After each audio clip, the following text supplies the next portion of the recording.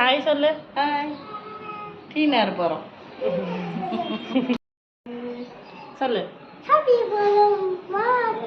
Hi. நிறைய திங்ஸ்லாம் வாங்க வேண்டியிருந்துச்சு வீட்டுக்கு. அதனால் ஈவினிங் டைமில் டீ நகர் போகலான்னு பிளான் பண்ணோம். ஸோ எப்பயும் போலவே டீ நகர் ரொம்ப ரஷ்ஷாகவே இருந்துச்சு. ஸோ இடையில எல்லாம் நிறைய சின்ன ஸ்நாக்ஸ்லாம் சாப்பிட்டுக்கிட்டோம். நிவியும் அதுக்கேற்ற மாதிரி நல்லா தூங்கிட்டான் நல்லா. ஸோ உள்ளே போய் எங்களால் வீடியோ எடுக்கவே முடியல. ஏன்னா அஷ்மி ரொம்ப சேட்டை. ஸோ அதனால் வீடியோ எடுக்கல. நாங்கள் எடுத்த எல்லாத்தையுமே நான் டோர் டெலிவரி பண்ண சொல்லிட்டேன். அதுக்கு தனியாக அமௌண்ட் பே பண்ணிட்டேன்.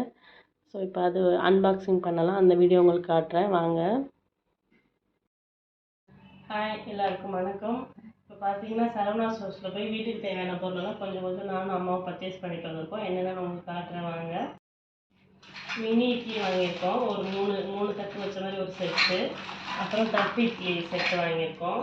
இதுலேயே ஒரு 2 தட்டு இருக்கும். அப்புறம் இடியாப்ப குழா 3 தட்டு வச்சு, அப்புறம் கொழுக்கட்டை ஆச்சு.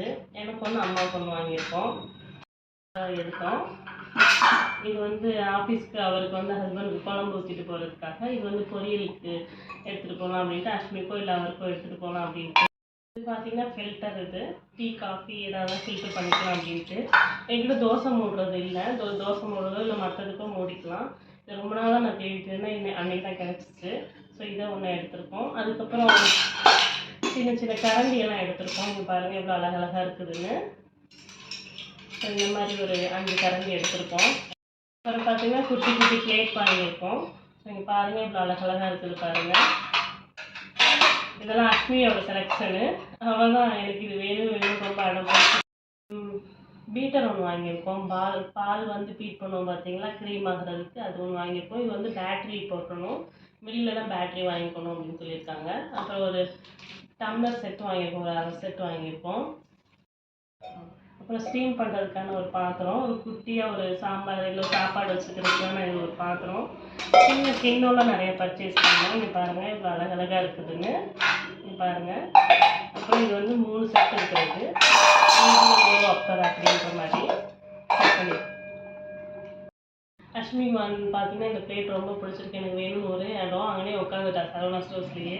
ஸோ அதனால் அவளுக்கு ஒரு பிளேட் ஸ்நாக்ஸ் எதாவது சாப்பிட்டுக்கலாம் அப்படின்ட்டு வாங்கியிருக்கோம். ஸோ அப்புறம் இது ஆழிக்கைன்னு.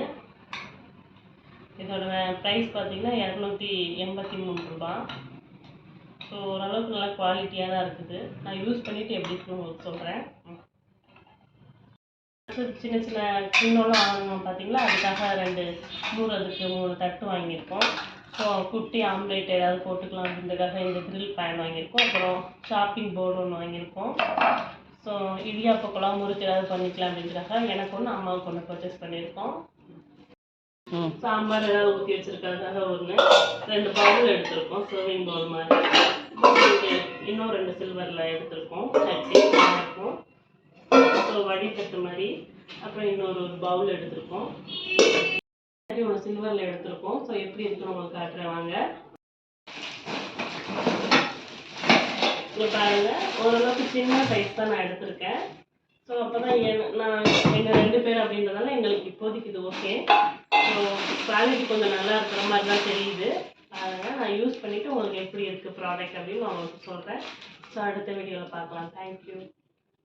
அடுத்தது பார்த்தீங்கன்னா ஒரு ஒயர் கூடை வாங்கியிருக்கோம். ஸோ தினமும் பால் காய்கறிலாம் வாங்குறதுக்காக கட்டைப்பையில் மஞ்சள் எடுத்துகிட்டு போகிறதுக்கு இது பெஸ்ட் அப்படின்னு இது வாங்கியிருக்கோம். ஸோ பழம்லாம் ஃப்ரூட்ஸ்லாம் கழுவி வச்சுக்கலாம் அப்படின்றதுக்காக ஒரு 2 பேஸ்கெட் வாங்கியிருக்கேன். இதில் அப்புறம் இன்னொரு சின்ன ஒரு கிணி ஒன்று வாங்கியிருக்கோம். அப்புறம் மாவு சலிக்கிறது என்கிட்ட இல்லை, அது ஒன்று பர்ச்சேஸ் பண்ணியிருக்கேன்.